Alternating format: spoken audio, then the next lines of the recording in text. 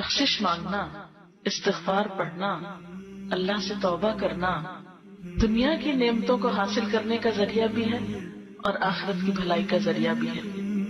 سورۃ نوح میں اللہ سبحانہ و تعالی فرماتے ہیں، حضرت نوح علیہ السلام نے اپنی قوم کو استغفار کرنے کو کہا، اور کیا کہا؟ فَقُلْتُ اسْتَغْفِرُوا رَبَّكُمْ، میں نے اپنی قوم سے کہا کہ اپنے رب سے استغفار کرو، اپنے رب سے معافی مانگو، تو نتیجہ کیا ہوگا؟ إِنَّهُ كَانَ غَفَّارًا، بے شک وہ بہت زیادہ معاف کرنے والا ہے۔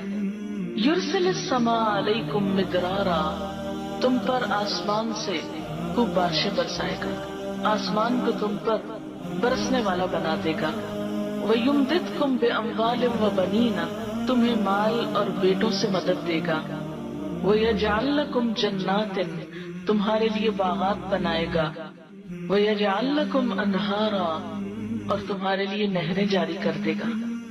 پھر اسی طرح ایک اور جگہ پر ایک اور پیغمبر نے اپنے لوگوں سے کہا، وَاسْتَغْفِرُوا رَبَّكُمْ ثُمَّ تُوبُوا إِلَيْهِ إِنَّ رَبِّي رَحِيمٌ وَدُودٌ، اپنے رب سے معافی مانگو اور اس کی طرف پلٹ آؤ، بے شک میرا رب رحیم ہے اور اپنی مخلوق سے بہت محبت رکھتا ہے۔